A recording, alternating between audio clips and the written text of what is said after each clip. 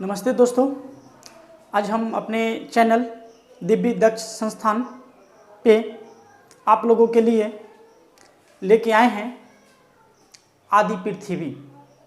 तो हम लोग इस चैनल पे इस वीडियो के माध्यम से आदि पृथ्वी के बारे में चर्चा करेंगे, जिसे अंग्रेजी में प्रिमिटिव अर्थ कहते हैं। यह है हम लोग का आदि पृथ्वी। जैसा कि हम लोग जान रहे हैं, आप भी जानते हैं कि ये जो टॉपिक जो चल रहा है ये क्रम विकास से का है, और क्रम विकास को सही ढंग से समझने के लिए हम लोगों को एक एक चीज़ पे, एक एक पहलू पे ध्यान देना होगा जो भी क्रम विकास के डाटा में उपलब्ध है।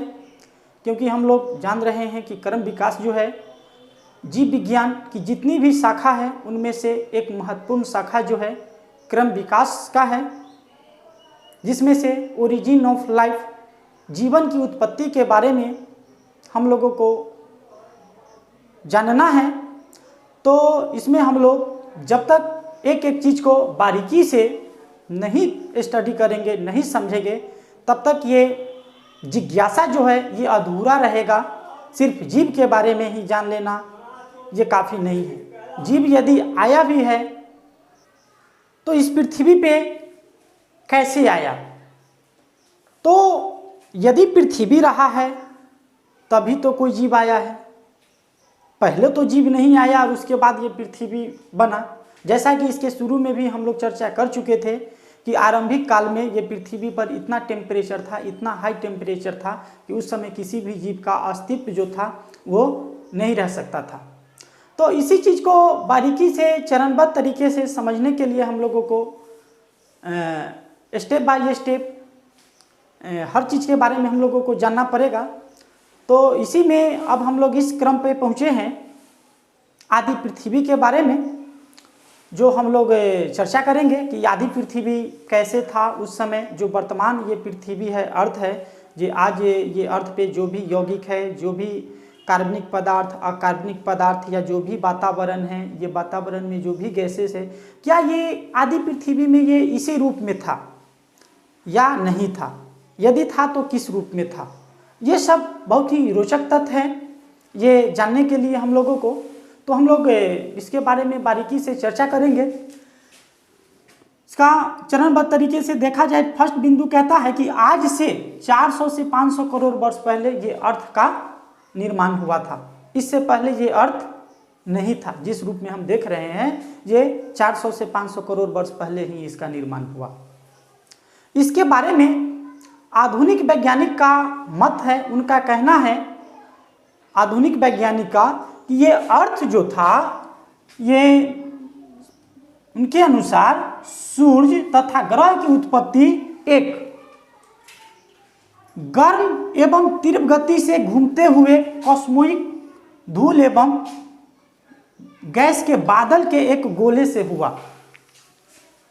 आधुनिक वैज्ञानिक का कहना है कि धूल एवं कण, मान लिया जाए कि ये धूल एवं कण के ये गैसीय एक बादल का एक गोला था जो बॉल के आकार का हो गया, तो ये इस आकार का हुआ। अब इसमें गुरुत्वाकर्षण के कारण क्या हुआ कि इसमें खिंचाव होने लगा। कुछ इधर खिंचाव हो रहा था, कुछ इधर हो रहा है, जिस कारण ये गोल तस्तरी के आकार का एक डिस्क टाइप, ये हम कह सकते हैं ये डिस्क टाइप ये हो गया गोल। अब इसमें जोरदार विस्फोट होता है, विखंडन होता है, टूटता है। तो विखंडन होने के बाद ये कई भागों में, ये कई लेयर में था, ये कई लेयर में है, तो इसमें जो खिंचाव जो होगा उत्पन्न, ये टूटेगा, तो ये कई भागों में ये टूटा।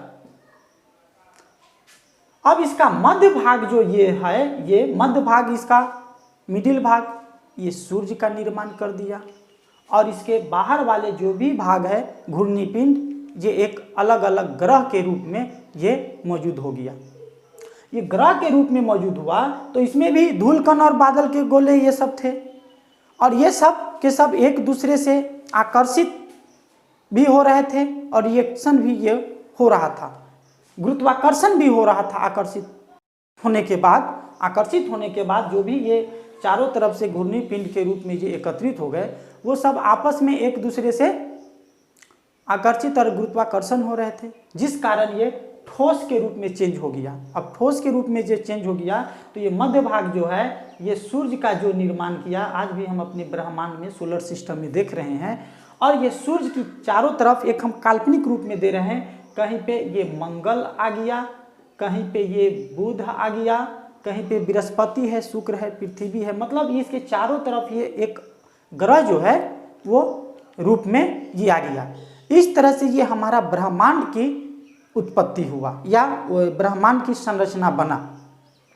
तो ये हमको सारे ब्रह्मांड के बारे में नहीं जानना है, हमको सिर्फ जानना है तो ये अर्थ के बारे में जानना है, ये पृथ्वी पर कि इतना होने के बावजूद भी क्या पृथ्वी का टेम्परेचर कैसा था, पृथ्वी का जो निर्माण हुआ इसमें कौन कौन से भागों ने, ये किन किन एलिमेंट्स ने मिलके ये पृथ्वी को ठोस बनाया, पृथ्वी बना।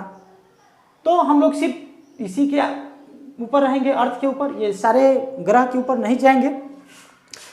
तो ये आधुनिक वैज्ञानिक का ये मानना था। और ये बादल का जो गोला था, जो गुरुत्वाकर्षण में ये जो वायुमंडल के ऊपरी ऊपर ये जा रहे थे गुरुत्वाकर्षण के कारण, तो ये बादल का जो गोला था उसमें ये मुक्त परमाणु था, यानी फ्री परमाणु, इससे कोई रोक टोक किसी के दबाव में नहीं था, ये फ्री था, मुक्त परमाणु का बना था ये बादल का गोला, जिसमें प्रचुर मात्रा में हाइड्रोजन परमाणु थे।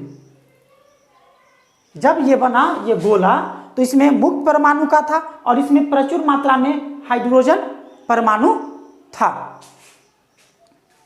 अब क्या होता है, घूर्णन एवं गुरुत्वाकर्षण के बाद जब ये घूर्णन इसमें हो रहा था, चक्कर ये लगा रहा था और इसमें गुरुत्वाकर्षण ये खिंचाव उत्पन्न हो रहा था, तो घूर्णन एवं गुरुत्वाकर्षण के बाद बादल का गोला जो है चपटी एवं गोल तस्तरी के आकार का हो गया, जैसा कि हमने ये बनाया था, यानी हम कह सकते हैं एक डिस्क का जो कैसेट होता है, डिस्क उस टाइप का एकदम गोल तस्तरी के आकार का हो गया। और इसके बाद यह टूट गया, जिससे अनेक घूर्णी पिंड, यहाँ हम लोग देख रहे हैं अनेक ये सब जो है ये घूर्णी पिंड में है, ये बंट गया, जो एक ग्रह के रूप में आया है। तो ये अनेक घूर्णी पिंड बना, जिस कारण मध्य भाग जो है इसका सूर्य बना तथा चारों ओर जो है घूमते घूमते जो भी था वो गैसीय पिंड एक अदर अन्य ग्रह का रूप ले लिया। अब ये ग्रह में भी जो अन्य ग्रह का जो रूप आया बना, उसमें ये गुरुत्वाकर्षण और एक दूसरे को आकर्षित होते रहा, जिस कारण वो पिंड जो है ठोस अवस्था में आया। इसके बाद क्या होता है, धीरे धीरे गैसीय पिंड ठोस में चेंजिंग होते गया, परिवर्तन हो गया। इसके बाद लोहा तथा निकेल गुरुत्वाकर्षण के कारण बीचों बीच ये जमा हो गया, यानी एकत्र हो गया। बीचों बीच जब एकत्र हो गया तो ये पृथ्वी के सबसे आंतरिक भाग का निर्माण किया। ये लोहा और निकेल जो है ये भारी तत्व है, ये बीचों बीच एकत्र हुआ, जो इससे पृथ्वी के सबसे आंतरिक भाग का निर्माण किया। और इससे हल्के जो तत्व था वो पृथ्वी के मध्य भाग का, यानी वायुमंडल के मध्य भाग का ये निर्माण किया, जिसमें अमोनिया, मीथेन ये सब मौजूद था। अब जब पृथ्वी का आंतरिक भाग बन गया, इसको बनाने में लोहा और निकेल प्रचुर मात्रा में इसके आंतरिक भाग में मौजूद है, जो आज के भी डेट में ये मौजूद है प्रचुर मात्रा में। इसके बाद लोहा निकेल से हल्का तत्व, थोड़ा सा हल्का तत्व, इससे एल्युमिनियम, सिलिकॉन, फास्फोरस, सल्फेट इत्यादि, इसके अलावा और सारे पदार्थ ये अर्थ के मध्य भाग का निर्माण किया। मध्य भाग का निर्माण हो जाने के बाद सबसे हल्का तत्व, सबसे हाइड्रोजन, ऑक्सीजन, नाइट्रोजन, कार्बन, इसके अलावे अदर और तत्व पृथ्वी के बाहरी भाग का निर्माण किया, जिसे वायुमंडल कहते हैं। सबसे बाहरी भाग का निर्माण किया, जो ये गैस आज के भी डेट में हमारे वायुमंडल में मौजूद है। तो ये तो इनिशियल अवस्था में जब ये अर्थ का निर्माण हो रहा था उस समय की बात है। और ये सब हाइड्रोजन हाइड्रोजन, ये सब कार्बन, ये सब गैस के अलावा आज भी अनेक गैसेज, रासायनिक गैसेज वैसे हैं जो आज भी हमारे वायुमंडल में मौजूद है, जो ये प्रिमिटिव अर्थ से इन गैसों का कोई लेना देना नहीं है। आज के डेट में हम लोग को दैनिक दिनचर्या जो जी रहे हैं उसके द्वारा, कुछ औद्योगिक कल कारखानों के द्वारा या और सारे भी रीजन फैक्टर्स हो सकते हैं, इसके द्वारा और सारे भी गैसेज बना है। अब हम लोग बात करेंगे, ये जब पृथ्वी का पूर्ण रूप से आंतरिक, मध्य और सबसे बाहरी भाग निर्माण हो गया, यानी यहाँ पे एक जीव का रहने लायक ये अर्थ की उत्पत्ति हो गया, फिर भी पृथ्वी जो था, अर्थ जो था, टेम्परेचर में था, बहुत ही हाई टेम्परेचर था इस पे, जिस पे ये जीवन असंभव था।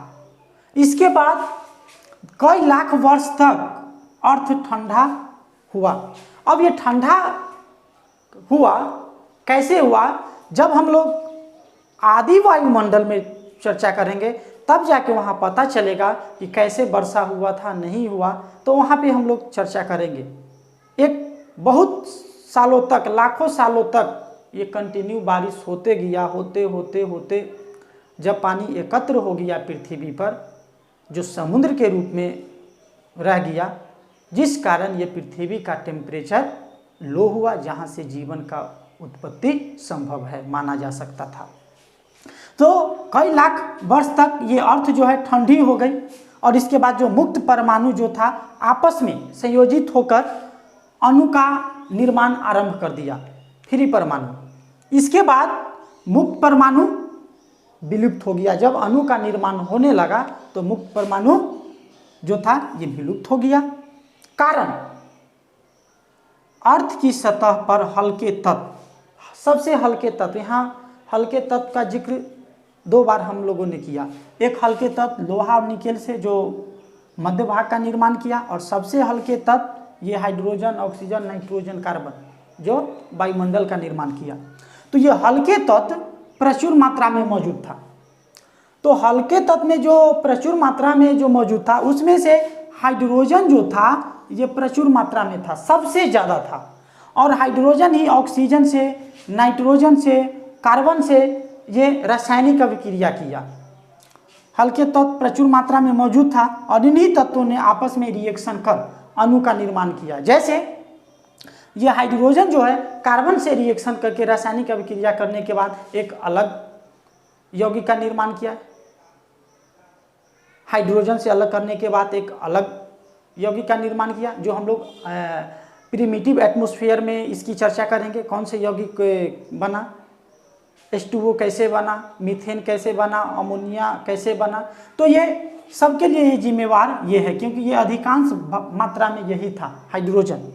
तो रासायनिक अभिक्रिया करने के बाद इन्हीं तत्वों ने, सबसे हल्का तत्व आपस में करने के बाद एक अणु का निर्माण किया, और इसके बाद ये अर्थ जो है, अर्थ की सतह पर एक ठोस परत का निर्माण हुआ, और इसी परत के ऊपर गैसीय वायुमंडल था, जो आज के डेट में भी मौजूद है। तो इस तरह से ये अणु या विभिन्न प्रकार के तत्व आपस में मिलके ये अर्थ का निर्माण किया। इसके बाद एक ऐसी स्थिति उत्पन्न हुआ, ये हाइड्रोजन सबसे हल्का जो तत्व था, जो अदर हल्के तत्व से रासायनिक अभिक्रिया करने के बाद कुछ यौगिक का निर्माण किया, जो वर्तमान जिंदगी जीने के लिए वो चीज़ जरूरी है, जो आज इस स्थिति में है। तब यहाँ से एक कंप्लीट अर्थ का निर्माण होता है, और यहाँ से ये हम लोगों का ये पृथ्वी पर उत्पत्ति संभव है। तो ये इस तरह से हम लोगों ने प्रिमिटिव अर्थ के बारे में देखे कि कैसे ये आदि पृथ्वी था, जो कैसे ये बना। इस चीज़ को और आगे से समझने के लिए इसके बाद अब हम लोगों को प्रिमिटिव एटमॉस्फेयर को समझना पड़ेगा, उसको देखना पड़ेगा कि ये कैसे बना, नहीं बना। एक एक कदम पे इसके बारे में गहराई से जब तक समीक्षा नहीं किया जाएगा, अध्ययन नहीं किया जाएगा, तब तक ये क्रम विकास उतना ही हम लोगों से दूर है। तो एटमॉस्फेयर के बारे में हम लोग अगले वीडियो में चर्चा करेंगे। तब तक के लिए धन्यवाद।